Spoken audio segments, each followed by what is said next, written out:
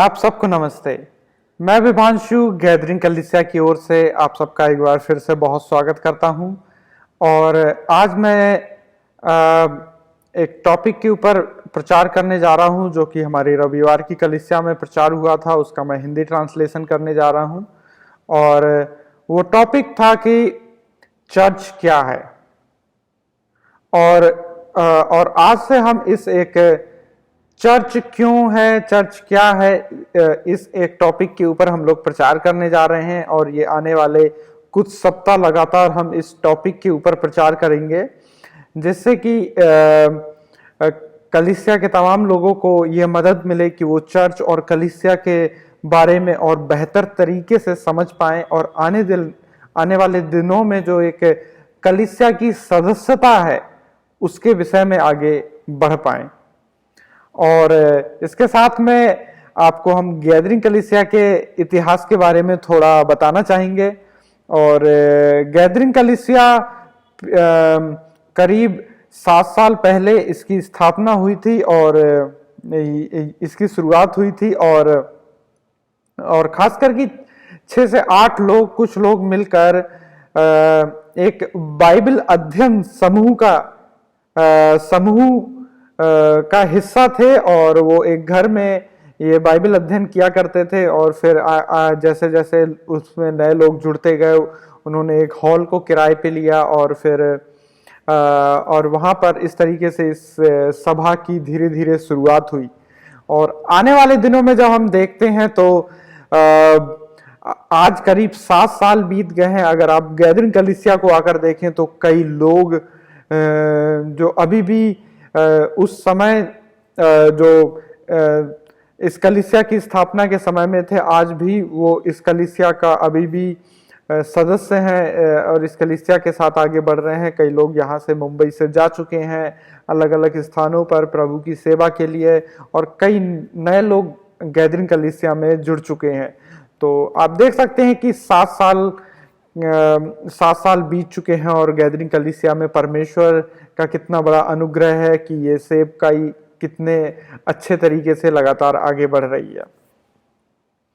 और आज का जो वचन प्रचार वो भाई सजू ने किया था। तो भाई सजू ने कई सारी अपनी गवाहियों को आज के वचन प्रचार के दौरान बोली, और उनमें से वो एक गवाही को जो बता रहे थे वो ये था कि पिछले कुछ दिनों में भाई सजू और उनकी पत्नी जेन वो कई अलग अलग जगह यात्रा के दौरान गए, अमेरिका, दुबई, इस तरीके से कई अलग अलग जगह गए। कई कलीसिया, कई अलग अलग चर्चों के लोगों से वो वहां पर मिले, कई मसीह लोगों से वो वहां पर मिले, जो देश विदेश कई जगह से वो लोग थे। और उनको एक बहुत ही अच्छा अवसर मिला कि वो गैदरिंग कलीसिया के बारे में उनको बता पाए, अर्थात मतलब उनसे बातचीत हो पाई कि प्रभु ने हमें किस प्रकार से अनुग्रह किया है इस सेवा को आगे बढ़ाने के लिए। और वाकई में वो बता रहे थे कि जब वो ये बातें लोगों को शेयर करते थे कि प्रभु ने उनकी सेवकाई को किस तरीके से आगे बढ़ाया है, सेवकाई में कैसे मदद की है, तो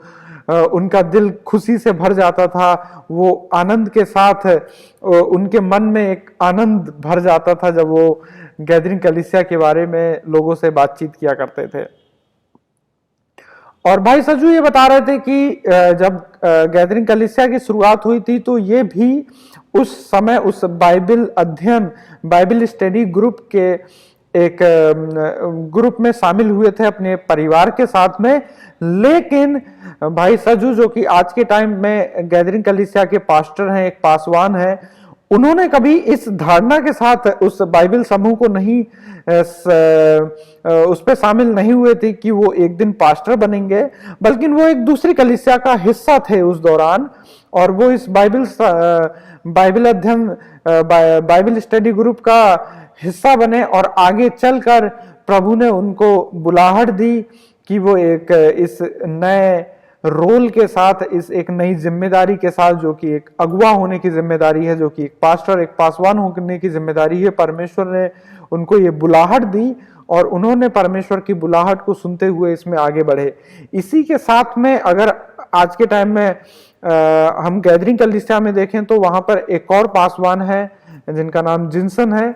और भाई जिनसन भी उन्होंने प्रभु की बुलाहट को सुना और एक प्रभु की कलीसिया के लिए एक अगुआ, एक पासवान होने की जिम्मेदारी प्रभु की ओर से उन्होंने स्वीकार की। और आज के टाइम में भी हम जब देखते हैं तो भाई जिनसन वो एक कंपनी में एक नौकरी करते हैं, और भाई सजू उनकी एक कंपनी है, वो एक बिजनेस चलाते हैं। और इस प्रकार से जब वो देखते हैं कि उनके ऊपर कोई दबाव, कोई जोर नहीं था और ना ही है इस सेवकाई को करने के लिए, लेकिन प्रभु ने उनके मन में जो बुलाहट दी है तो वो अपनी स्वेच्छा से इस सेवा में लगातार आगे बढ़ रहे हैं। और इस प्रकार से परमेश्वर ने उनको अगुवाई दी है कि वो इस कलीसिया में आगे बढ़ सकें। और खास करके गैदरिंग कलीसिया में किसी एक व्यक्ति के को केंद्रित करके सेवकाई करने का उनका जिस प्रकार से परमेश्वर ने उनको उद्देश्य दिया कि गैदरिंग कलीसिया किसी एक अगुआ नहीं, लेकिन एक अगुओं के समूह के द्वारा वो चलाई जाए और आगे बढ़ाई जाए, जिससे कि कलीसिया किसी एक व्यक्ति के ऊपर निर्भर ना रहे, बल्कि परमेश्वर की अगुवाई में कलीसिया अलग अलग अगुओं की मदद से आगे बढ़ पाए। इस तरीके से परमेश्वर ने जो उद्देश्य दिया उसको उन्होंने गैदरिंग कलीसिया में लागू किया। और इस प्रकार से गैदरिंग कलीसिया में इन दिनों में 2 अगुआ हैं जो लगातार गैदरिंग कलीसिया को आगे बढ़ने के लिए अगुवाई कर रहे हैं, भाई जिनसन और भाई सजू। और जब गैदरिंग कलीसिया के, जैसा भाई सजू इस वचन प्रचार के दौरान बता रहे थे कि जब वो आज के समय में इन 7 साल, जैसा बताया कि करीब 7 साल बीत चुके हैं गैदरिंग कलीसिया को, जब वो पीछे मुड़कर देखते हैं तो वो इस चीज पर कभी घमंड नहीं करते हैं कि उन्होंने गैदरिंग कलीसिया को इतना बेहतर, उन दोनों ने मिलकर इतना बेहतर बनाया, लेकिन वो ये देख पाते हैं कि परमेश्वर उनके प्रति कैसे विश्वास योग्य रहा, परमेश्वर का अनुग्रह कैसे उनके ऊपर रहा कि वो परमेश्वर की कलीसिया की अगुवाई करते हुए, परमेश्वर की कलीसिया को सुरक्षा देते हुए उसको आज तक बढ़ा पाए हैं, आज तक उसको जारी रखा है। ये केवल और केवल इन चीजों में वो परमेश्वर की विश्वास योग्यता और अनुग्रह को देखते हैं, ना कि अपनी क्षमता को देखते हैं। और वो एक ऐसे मोड़ पर पहुंच गए हैं जहां पर, और आज एक ऐसा मोड़ है जहां चाहते हैं कि अब कलीसिया का जो संचालन है, कलीसिया की जो अगुवाई है, उसको एक प्रॉपर स्ट्रक्चर, एक बढ़िया सा एक संरचना देनी चाहिए कि चेला बनाकर परमेश्वर की महानता घोषित की जाए। और इस उद्देश्य को पूरा करने के लिए जो परमेश्वर की बुलाहट है उसका पालन करना हमें जारी रखना होगा। और इसीलिए इन दिनों में जो गैदरिंग कलीसिया है वो कलीसिया की सदस्यता की प्रक्रिया शुरू करने वाली है। शायद आपने ये शब्द पहली बार सुना होगा, कलीसिया की सदस्यता, एक चर्च मेंबरशिप।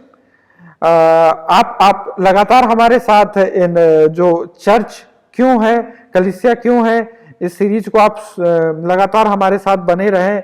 और हमें आशा है कि आप बिल्कुल चर्च की, कलीसिया की सदस्यता के बारे में बेहतर तरीके से जान पाएंगे, और खास करके कि चर्च की, एक कलीसिया की सदस्यता का क्या मतलब है, उसका क्या महत्व है और वो हमारे लिए क्यों जरूरी है।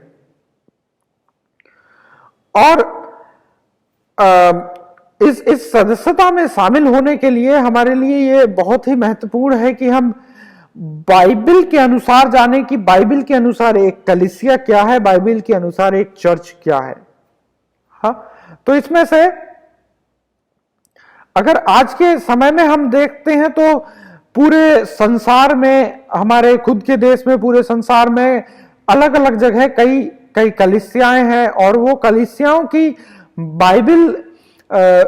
बाइबल में जो वचन है कलीसिया के विषय में कि कलीसिया क्या है, उनकी अपनी अपनी एक समझ है। और वो समझ कई बार बाइबल के वचन के अनुसार कई कलीसिया की है, और कई बार कई कलीसिया की समझ जो बाइबल जिस प्रकार से बताती है उस समझ के साथ नहीं है, अलग है वो समझ। लेकिन परमेश्वर का वचन प्रचार करने की जो हमारी जिम्मेदारी है, हम चाहते हैं कि लोगों को वो चीज बता पाए, वो सच्चाई आपके सामने ला पाए कि असल में परमेश्वर का वचन कलीसिया के विषय में क्या कहता है, परमेश्वर ने किस उद्देश्य के साथ कलीसिया बनाई और परमेश्वर ने कलीसिया किस प्रकार से बनाई है और कलीसिया के द्वारा परमेश्वर क्या चाहता है और कलीसिया कैसे आगे चलनी चाहिए और बढ़नी चाहिए। इन तमाम सारे प्रश्नों के बारे में हम लोग जानने की कोशिश करेंगे। और मानव निर्मित कई सारी धारणाएं हैं कि कलीसिया ऐसी होनी चाहिए, कलीसिया वैसी होनी चाहिए। कई सारे नियम और कानून कई लोगों ने कलीसिया में अलग अलग तरीके से बना रखे हैं, लेकिन ये हमारे लिए जानना बेहद जरूरी है कि परमेश्वर का कलीसिया के प्रति क्या दृष्टिकोण है, असल में परमेश्वर कलीसिया से क्या चाहता है। तो आने वाले कुछ सप्ताह में हम लोग कुछ और टॉपिक्स में प्रचार करेंगे कलीसिया से संबंधित, और उसमें से पहला टॉपिक हम लोग जानना चाहेंगे कि चर्च क्या है, कलीसिया क्या है और वचन के अनुसार इसका अस्तित्व क्यों है। अर्थात एक कलीसिया क्या है और कलीसिया क्यों है, एक कलीसिया क्यों स्थापित की गई है। दूसरा, एक स्वस्थ कलीसिया क्या है परमेश्वर के वचन के अनुसार। एक ऐसी कलीसिया जो परमेश्वर को पसंद आने वाली कलीसिया क्या है, परमेश्वर के वचन के अनुसार किस प्रकार से कलीसिया को होना चाहिए। और तीसरा, एक कलीसिया में नेतृत्व किस प्रकार का होना चाहिए, कलीसिया की अगुवाई और कलीसिया के अंदर कार्य किस प्रकार से होने चाहिए। तो इस प्रकार से हम इन 3 टॉपिक को आने वाले सप्ताह में, आज से लेकर आने वाले कुछ सप्ताह में हम जानने की कोशिश करेंगे। और इसके साथ में कलीसिया की सदस्यता क्या है और कलीसिया की सदस्यता का क्या महत्व है, इस एक विषय को भी हम जानने की कोशिश करेंगे। और वास्तव में हम आने वाले दिनों में ये हमारे लिए जानना बहुत ही जरूरी है कि परमेश्वर हमारे साथ किस प्रकार से एक रिश्ता रखना चाहता है और परमेश्वर उस रिश्ते के प्रति कैसे गंभीर है। और इन सारी चीजों को जानने में लगातार आप हमारे साथ बने रहें और खासकर कि आने वाले कुछ सप्ताह को आप लगातार हमें सुने, जिससे कि आप कलीसिया के विषय में एक पूरी जानकारी प्राप्त कर लें। क्योंकि अगर आप अधूरी जानकारी खाली एक रविवार के या 2 रविवार के वचन को सुनेंगे तो आप हो सकता है पूरी जानकारी कलीसिया के विषय में ना मिले और आप एक गलत धारणा, आपको एक गलत धारणा कलीसिया के प्रति हो जाए। तो इसलिए हमारा आपसे आग्रह है, रिक्वेस्ट है कि आप इस कलीसिया की सीरीज को लगातार 3-4 सप्ताह हमारे साथ बने रहें और सुनते रहें, जिससे कि आपको कलीसिया के विषय में पूरे तौर पर एक सही जानकारी मिलने पाए। और जो पहली चीज है वो देखेंगे कि कलीसिया क्या है और इसका अस्तित्व क्यों है, कलीसिया क्यों है। तो इसमें जो पहला टॉपिक है वो ये है कि चर्च कोई इमारत या जगह नहीं है बल्कि लोगों का एक समूह है। हाँ, चर्च, जब हम शब्द चर्च सुनते हैं तो इस शब्द को सुन के हमें एक बिल्डिंग का रूप नजर आता है जिसमें एक क्रॉस टंगा हुआ है, जिसमें लोग जा रहे हैं, संगति कर रहे हैं, पास्टर है जो वचन सुना रहे हैं और इस प्रकार से। लेकिन जब हम बाइबल का जो नया नियम है वो ग्रीक भाषा में लिखा गया है और उसमें जो चर्च शब्द का अर्थ है वो है एक्लीसिया, और इसलिए हम कलीसिया शब्द का इस्तेमाल कर रहे हैं। जो हिंदी बाइबल में भी कलीसिया शब्द का इस्तेमाल किया गया है, कलीसिया का इंग्लिश में जो है वो चर्च बोलते हैं, लेकिन जो ग्रीक में है वो एक्लीसिया है और जिसका अर्थ है एक सभा या फिर बुलाए गए लोग। हाँ, तो बुलाए गए का अर्थात मतलब है कि जिन लोगों ने सुसमाचार की सच्चाई को सुना है, समझा है और ग्रहण भी किया है, वो लोग बुलाए गए लोग कहलाते हैं। जिन्होंने परमेश्वर के द्वारा दिए गए सुसमाचार की सच्चाई को सुना है, समझा है और ग्रहण किया है। आइए हम सुषमाचार के बारे में जानें कि सुषमाचार क्या है, परमेश्वर का सुषमाचार क्या है। परमेश्वर का सुषमाचार जानने के लिए हमें कुछ सवालों को जो जीवन हमारे जीवन से जुड़े हैं और हमारे जीवन के लिए बहुत ही महत्व रखते हैं, उन सवालों को और उनके उत्तरों को जानना हमारे लिए जरूरी है। तो पहला सवाल है, मैं कौन हूं। पहला सवाल है, मैं कौन हूं। दूसरा, मेरा वजूद क्या है, मैं क्यों हूं और मैं इस संसार में क्या कर रहा हूं। तीसरा, जीवन का उद्देश्य क्या है। चौथा, संसार में पाप और इतना सारा दुख कलेश क्यों है। पांचवा, हम पाप और इस कलेश से, इस कष्ट से, इस दुख से कैसे मुक्ति पा सकते हैं। और अंतिम नहीं, और इससे अगला कि हम जीवन में आनंद और शांति का अनुभव कैसे कर सकते हैं। अगर हम इन सवालों को देखें तो इस संसार में हर एक व्यक्ति इन सवालों के जवाब की खोज में लगातार भटक रहा है और उनका अलग अलग फिलॉसफी हो सकती है, अलग अलग दर्शन, अलग अलग व्याख्याएं हो सकती हैं, अलग अलग प्रकार से वो इन चीजों को हो सकता है इनका उत्तर देने की कोशिश कर रहे हैं। लेकिन अगर हम अपने मन के अंदर झांक कर देखें तो हमारे अंदर भी इच्छा है कि हम अपने जीवन में आनंद को पाएं, शांति को पाएं, हम अपने जीवन में संतुष्टि को पाएं।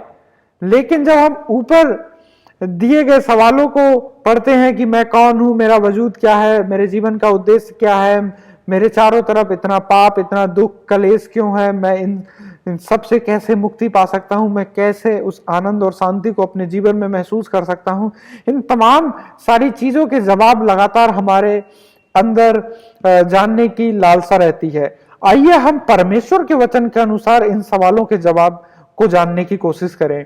तो पहला जो सवाल था कि मैं कौन हूं, तो परमेश्वर का वचन हमें बताता है कि हम मनुष्य परमेश्वर के स्वरूप में रचे गए हैं।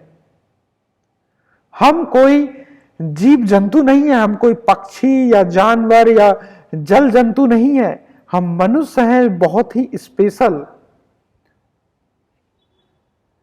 जैसा कि बाइबल हमें बताती है कि पूरे ब्रह्मांड को, चांद, सितारे, ग्रह, इन सब चीजों की परमेश्वर ने रचना की है। इन सब चीजों को परमेश्वर, ये सारी चीजें परमेश्वर के कंट्रोल में है।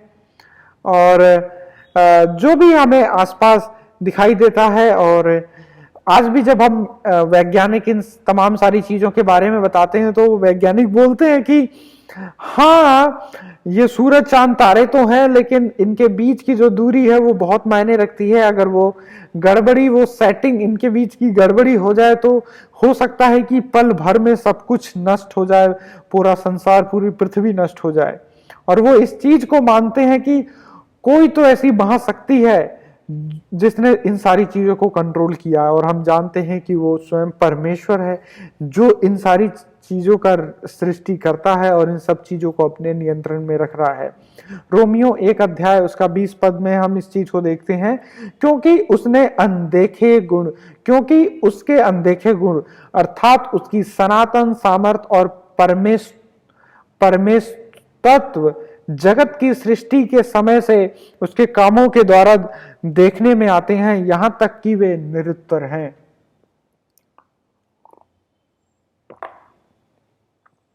बाइबल हमें इन चीजों को बताती है कि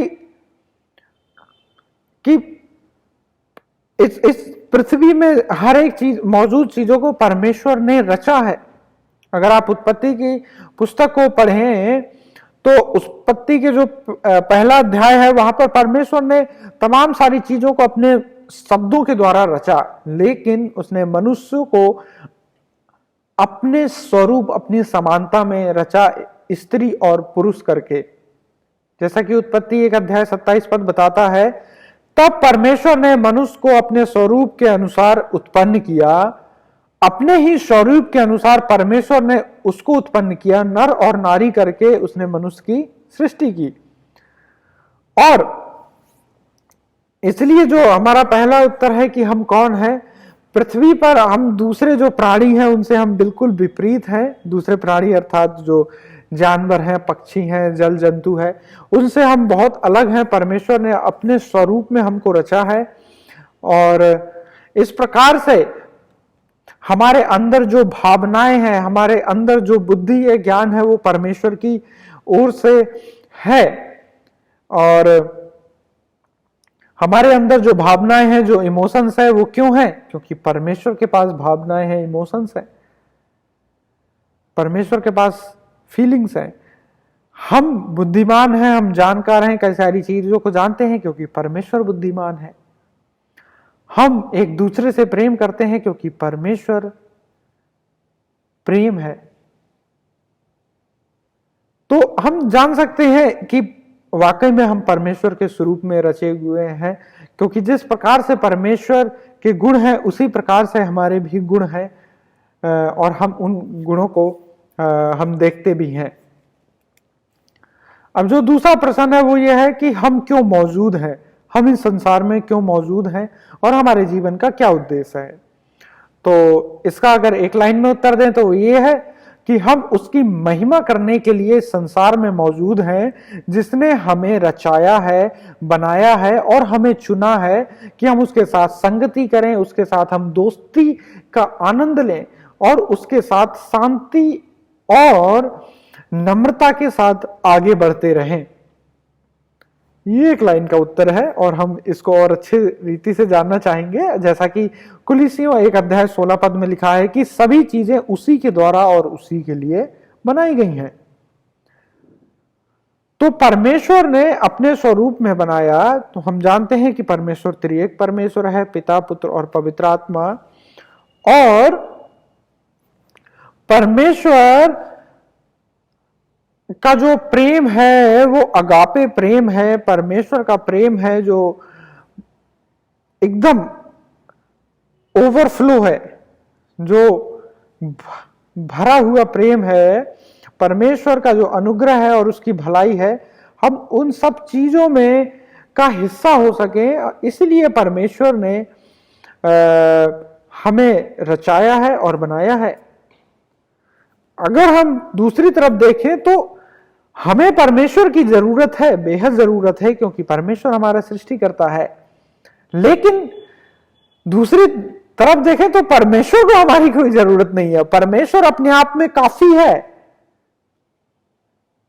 परमेश्वर को किसी चीज की कमी नहीं है, परमेश्वर को किसी चीज की जरूरत नहीं है। हम परमेश्वर को दे ही क्या सकते हैं। लेकिन इसकी वजह परमेश्वर भला है, परमेश्वर अच्छा है और परमेश्वर चाहता है, परमेश्वर अपनी भलाई को, अपनी कृपा को, अपने प्रेम को हमारे साथ बांटना चाहता है, इसलिए उसने हमें रचा है। परमेश्वर ने हमें रचाया कि हम परमेश्वर के प्रेम को अनुभव करें और उसके प्रेम को हम एक दूसरे के साथ बांटें। और इसके साथ में परमेश्वर भला है और उसके भलाई के कामों को हम, जो कि हम उसके स्वरूप में रचे गए हैं, हम उसके भलाई के कामों को अपने जीवन में उतारें और उसके भलाई के कामों को करें। और इस प्रकार से हम इस चीज को दर्शा पाएंगे कि हम वाकई में परमेश्वर के स्वरूप में रचे गए हैं और जिस प्रकार से परमेश्वर का स्वरूप है, हम उस स्वरूप में हम आगे बढ़ रहे हैं। और परमेश्वर जैसे हमारी देखभाल करता है, उसी प्रकार से परमेश्वर चाहता है कि हम एक दूसरे की देखभाल करें। और जैसे कि परमेश्वर निष्पाप है, वो पवित्र है, वैसे ही परमेश्वर चाहता है कि हम निष्पाप बने और पवित्र बने। और परमेश्वर चाहता है कि हम अपने पापों के ऊपर विजय पाएं और परमेश्वर के साथ एक विजय जीवन आगे जीते रहें। इस प्रकार से ये परमेश्वर, इसलिए हमारा वजूद है और यही परमेश्वर का उद्देश्य है हम सबके लिए। अगला जो वो टॉपिक है वो ये है, फिर हम इतने कष्ट, इतने कलेश, इतनी पीड़ा से क्यों गुजर रहे हैं। हमारे अंदर वो शांति, हमारे अंदर वो आनंद क्यों नहीं है? इसका एक लाइन में उत्तर है, क्योंकि हमने परमेश्वर के खिलाफ पाप किया है। और इसको और बेहतर हम परमेश्वर के वचन के अनुसार समझेंगे। रोमियो 5:19 में आदम ने परमेश्वर की अवज्ञा की और कई अन्य लोगों को पापी बना दिया। जब हम बाइबल के अनुसार देखते हैं तो परमेश्वर की जो आज्ञाकारिता में हमें आगे चलना चाहिए और एक नम्रता के साथ जो हमें आगे बढ़ना चाहिए, उसकी विपरीत जब हम देखते हैं तो जो आदम और हव्वा, जिनको परमेश्वर ने प्रथम मनुष्य और स्त्री और पुरुष को बनाया था, वो परमेश्वर के खिलाफ गए, उसकी आज्ञा के खिलाफ गए और परमेश्वर की आज्ञाकारिता की बजाय उन्होंने पाप को करना चुना, जो कि अपनी इच्छा का उन्होंने दुरुपयोग किया, गलत उपयोग किया और परमेश्वर की आज्ञा को उल्लंघन किया और परमेश्वर के खिलाफ विद्रोह कर दिया। और इस प्रकार से वो परमेश्वर से उनका रिश्ता अलग हो गया।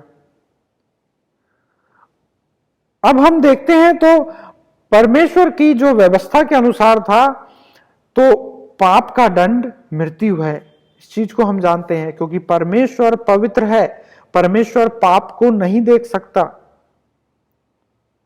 पाप इतनी भयंकर चीज है कि परमेश्वर कभी भी पाप को ग्रहण नहीं कर सकता। और इसलिए आदम और हव्वा ने जब पाप किया तो वो परमेश्वर से अलग हो गए, क्योंकि पाप आ गया। और परमेश्वर की व्यवस्था अनुसार पाप की मृत्यु तो, पाप का दंड तो मृत्यु है। इसलिए हमारे लिए समझना जरूरी है कि हमारे आसपास जो काम हो रहे हैं, जो परिस्थितियां हैं, उन सब का कारण असल में जो आज हम अपने जीवन में कष्ट, दुख, कलेश, समस्याएं, पीड़ाएं, जो कुछ भी हम महसूस कर रहे हैं, उसका वास्तव में ये कारण नहीं है कि जो हमने काम किया है, जो हमारे आसपास परिस्थितियां उनकी वजह से हम लोग इस कष्ट, समस्या और दुख में जी रहे हैं, बल्कि उसका असल ये कारण है कि परमेश्वर के साथ मनुष्य का रिश्ता टूट चुका है पाप की वजह से। और इसलिए मनुष्य इतने कष्ट, मुसीबत और दुख और कलेश को अपने जीवन में महसूस कर रहा है। अब सवाल यह है कि हम परमेश्वर के साथ स्वतंत्रता और शांति कैसे प्राप्त कर सकते हैं? हम पाप और इन सब पीड़ाओं से कैसे मुक्ति प्राप्त कर सकते हैं? और एक लाइन में इसका उत्तर है पश्चाताप और यीशु मसीह में विश्वास करने के द्वारा। जैसा बाइबल हमें बताती है कि हम अपने प्रयासों से, परमेश्वर अपने प्रयासों से हम आजादी को और शांति को नहीं प्राप्त कर सकते। हम कोशिश करेंगे, हम कुछ समय के लिए हम शांति और आजादी को महसूस कर सकते हैं, लेकिन बहुत लंबे समय के लिए नहीं। और हमारा कोई भी भला काम, धार्मिक काम, अच्छा काम कभी भी जो परमेश्वर के साथ हमारा रिश्ता टूट गया है उसको नहीं जोड़ सकता। जो परमेश्वर और मनुष्य के बीच में जो खाई है वो हमारे भले काम, हमारे अच्छे काम उसको कभी भी नहीं भर सकते हैं, क्योंकि परमेश्वर का पवित्रता का स्तर इतना ऊंचा है कि हम कुछ भी क्यों ना कर ले, हम परमेश्वर के करीब कभी भी नहीं पहुंच सकते जब तक कि स्वयं परमेश्वर हमें ना खींच ले अपने स्तर तक। और इसलिए बाइबल में जब हम देखते हैं यूहन्ना 3:16 में, क्योंकि परमेश्वर ने जगत से ऐसा प्रेम किया कि उसने अपना एकलौता पुत्र दे दिया, ताकि जो कोई उसके पुत्र अर्थात यीशु मसीह पर विश्वास करे वह नाश ना हो परंतु अनंत जीवन पाए। और बाइबल में जब हम देखते हैं तो हमने परमेश्वर के साथ अपना रिश्ता अलग कर दिया।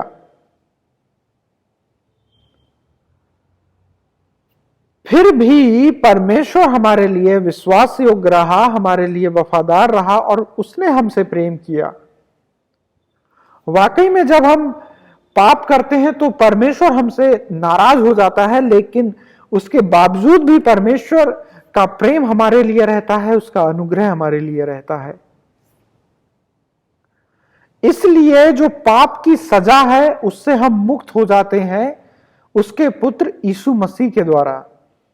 उसका पुत्र यीशु मसीह आज से 2000 साल पहले इंसान का स्वरूप रख के इस संसार में आए और उन्होंने आज्ञाकारी जीवन जिया, निष्पाप जीवन जिया, निर्दोष जीवन जिया, और उस जीने के द्वारा जो पाप की सजा हमें उठानी थी वो पाप की सजा स्वयं यीशु मसीह ने क्रूस पर लहू बहाने के द्वारा उठा ली। और यीशु मसीह के क्रूस पर मृत्यु को उसके खून बहाए जाने से हमारे पापों की कीमत, मनुष्य के पापों की कीमत चुकाई गई। और बाइबल इस प्रकार से बताती है कि जो व्यवस्था, पाप की मजदूरी तो मृत्यु है, वो व्यवस्था यीशु मसीह ने अपनी मृत्यु के द्वारा पूरी कर दी और बदले में हमें एक नया जीवन देने का वादा किया। और जो अनंत और पाप और जो अनंत पीड़ा थी, जो पाप और अनंत काल की मृत्यु, नरक की मृत्यु थी, उसके बंधन से परमेश्वर ने अपने पुत्र यीशु मसीह के द्वारा हमको छुटकारा दिया, आजादी दी। रोमियो 5 अध्याय उसका 19 से 21 में हम इस वचन को देखते हैं, क्योंकि जैसा एक मनुष्य के आज्ञा ना मानने से बहुत लोग पापी ठहरे, वैसे ही एक मनुष्य की आज्ञा मानने से बहुत से लोग धर्मी ठहरेंगे। व्यवस्था बीच में आ गई कि अपराध बहुत हो, परंतु जहां पाप बहुत हुआ वहां अनुग्रह उससे भी कहीं अधिक हुआ, कि जैसा पाप ने मृत्यु फैलाते हुए राज्य किया, वैसे ही हमारे प्रभु यीशु मसीह के द्वारा अनुग्रह ही अनंत जीवन के लिए धर्मी ठहराते हुए राज्य करे। और बाइबल इस शुभ संदेश को हमारे लिए लेकर आती है और शब्द का उपयोग करती है सुसमाचार। तो आपको समझ में आया होगा कि सुसमाचार अर्थ का, सुसमाचार शब्द का क्या अर्थ है। तो हम इस स्वतंत्रता को कैसे प्राप्त कर सकते हैं? प्रेरितों के काम 3 अध्याय 19 पद बताता है, फिर मन फिराओ और परमेश्वर की ओर फिरो कि तुम्हारे पाप मिटाए जाएं, कि प्रभु की ओर से विश्राम का समय आए। हम जो यीशु मसीह ने क्रूस पर काम किया, हम विश्वास के द्वारा और परमेश्वर की ओर जब हम मुड़ते हैं तो वाकई में यही हमारा विश्वास है। और इसलिए और इस प्रकार से जो यीशु मसीह ने क्रूस पर अपने लहू को बहाया, जब हम उस पर विश्वास करते हैं और परमेश्वर की ओर मुड़ते हैं तो परमेश्वर अपने राज्य में हमारा स्वागत करते हैं और इसके द्वारा हम एक नया जीवन को प्राप्त करते हैं। और इस प्रकार से हमें अपने पापों का पश्चाताप निरंतर करना चाहिए और पूरे मन और आत्मा के साथ यीशु मसीह पर विश्वास करना चाहिए, तो हम बिल्कुल बचाए जाएंगे, हम बिल्कुल उद्धार को पाएंगे। और ऐसा करने से जो उद्धार का जो पहला पड़ाव है वो है दोष मुक्ति। जो पापों का दोष हमारे ऊपर है वो उस दोष से हम मुक्त हो जाते हैं जब हम यीशु मसीह को ये स्वीकार करते हैं कि यीशु मसीह मेरे पापों के लिए क्रूस पर मारे गए हैं। तो हम उस पहले उद्धार के पड़ाव को में पहुंच जाते हैं जो कि कहलाता है दोष मुक्ति।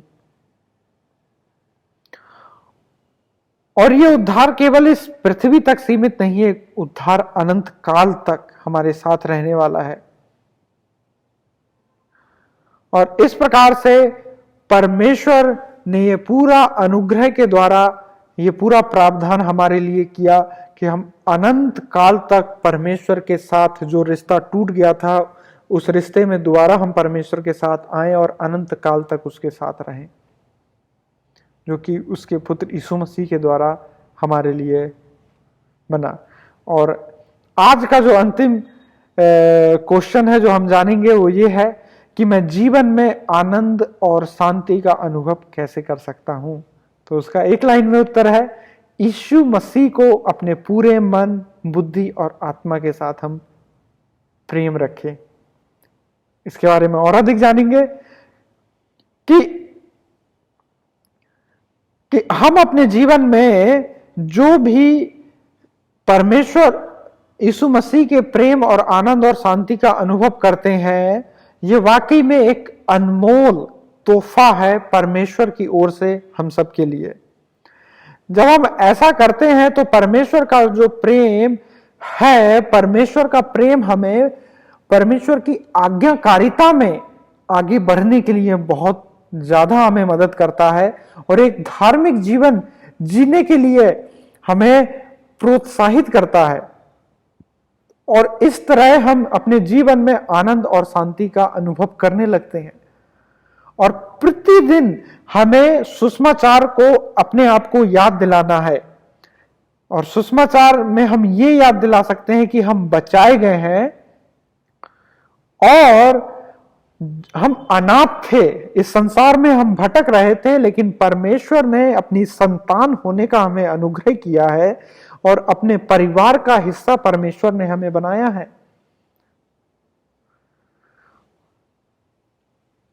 और जैसे आप में कई लोग ऐसे होंगे जो पहले पश्चाताप कर चुके हैं और यीशु मसीह पर अपना विश्वास, यीशु मसीह पर वो विश्वास करते हैं और अपने जीवन में परमेश्वर के प्रेम और उसके अनुग्रह और उसकी शांति का अनुभव भी करते हैं।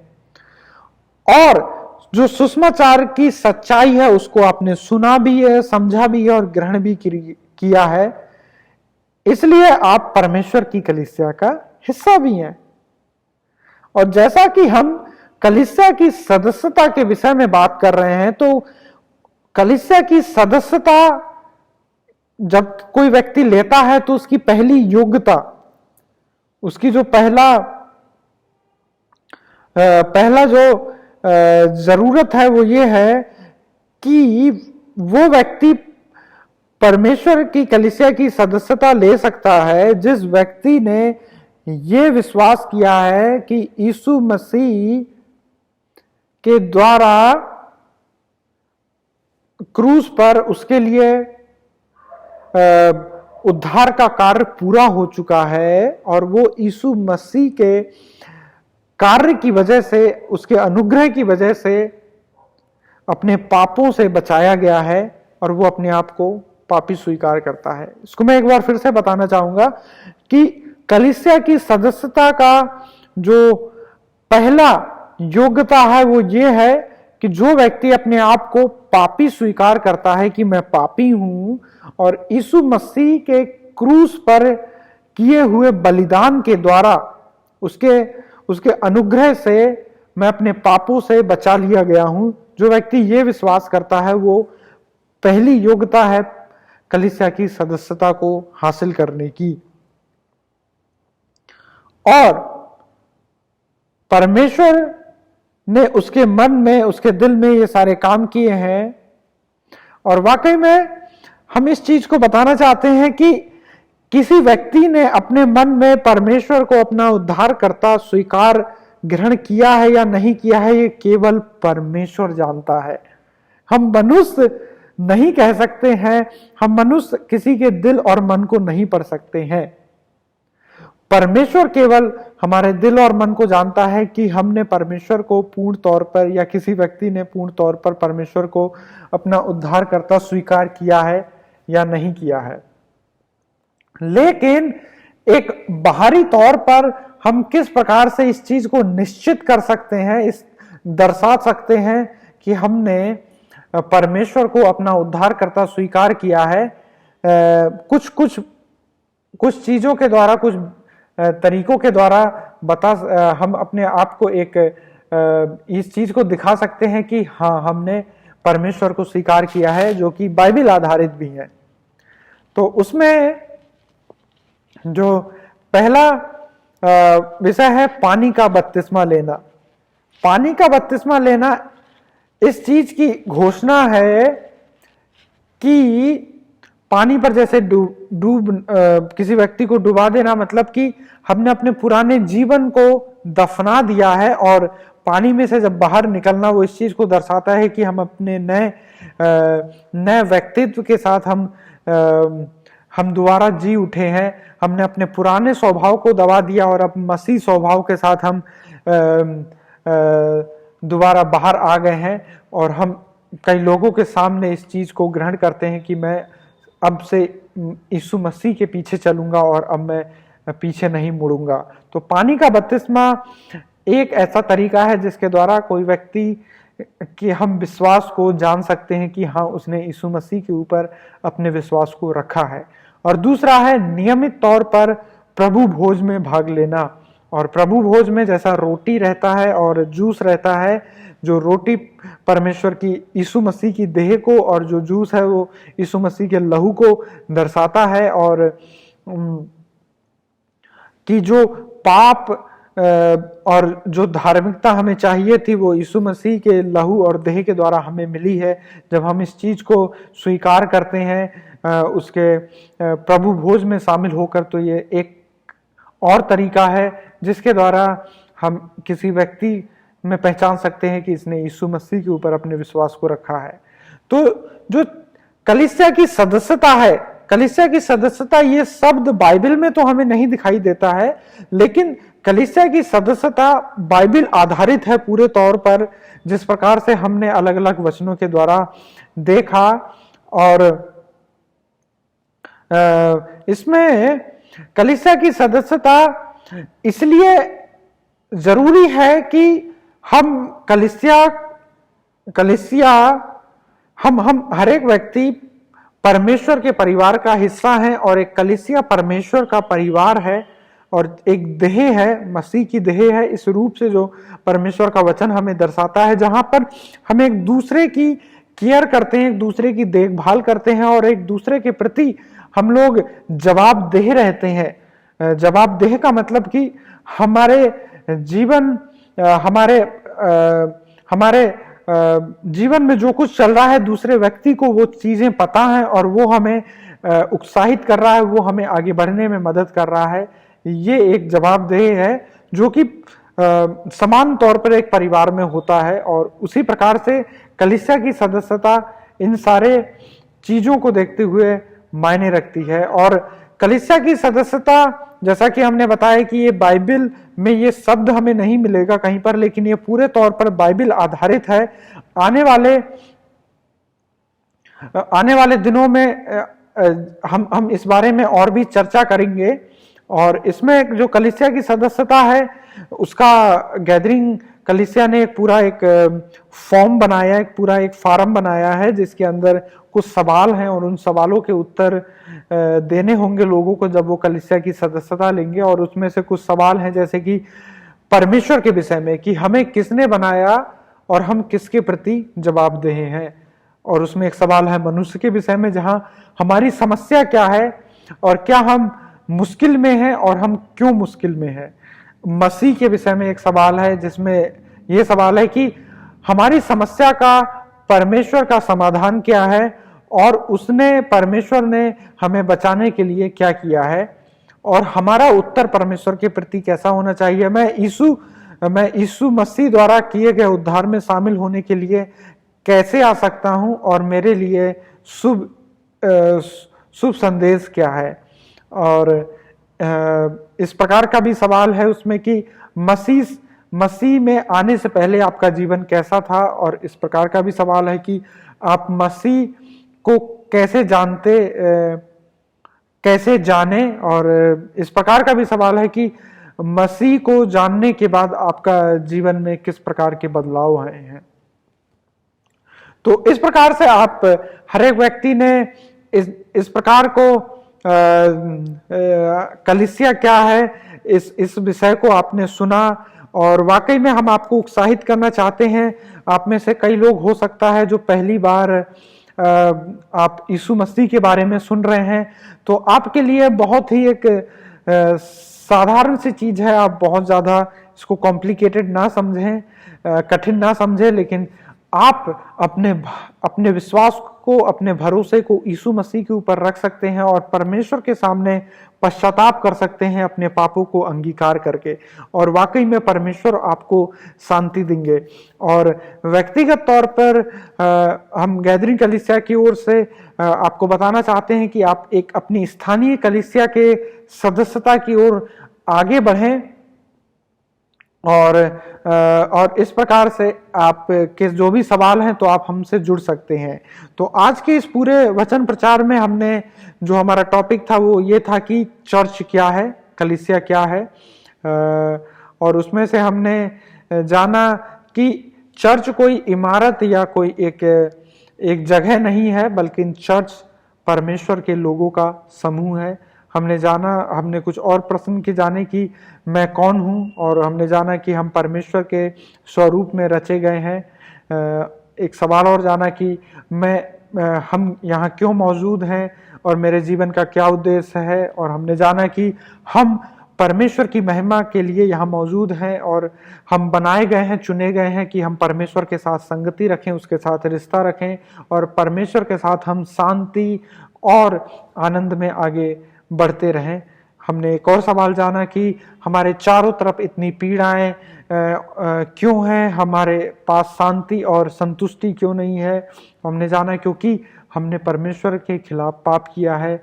एक और सवाल को हमने देखा कि हम परमेश्वर के द्वारा कैसे स्वतंत्रता और शांति को प्राप्त कर सकते हैं, और हमने जाना कि और हम अपने पापों से कैसे मुक्ति प्राप्त कर सकते हैं। तो हमने जाना कि पश्चाताप और यीशु मसीह पर विश्वास के द्वारा हम शांति को और मुक्ति को प्राप्त कर सकते हैं। और इस प्रकार से हमने इन अलग अलग सवालों और उनके जवाबों को आज के इस वचन प्रचार के द्वारा जाना है। तो आज का वचन प्रचार को हम लोग यहीं समाप्त करते हैं। आइए हम प्रार्थना करें। धन्यवाद प्रभु जी, हम आपका धन्यवाद करते हैं कि आपने एक सुंदर समय हमारे जीवन में दिया, और आज के इस वचन प्रचार में आपने हमें जानने के लिए अनुग्रह किया कि कलीसिया क्या है, और आप हमें लगातार अपनी कलीसिया के विषय में जो आपने कई सारे अलग अलग सवालों और जवाबों के द्वारा जानने के लिए आपने हमारी मदद और अगुवाई की है, आपका धन्यवाद करते हैं। हमारी प्रार्थना है कि जिस प्रकार से आप अपने वचन के अनुसार हमें कलीसिया में सिखाना चाहते हैं, और चाहते हैं कि हम किस प्रकार से कलीसिया का हिस्सा बेहतर तरीके से बने, आप हमारी लगातार अगुवाई करते रहें। आपका धन्यवाद करते हैं और यीशु के नाम से मांगते हैं, आमीन। प्रभु आपको इन वचनों के द्वारा बहुत ही आशीष प्रदान करे। धन्यवाद।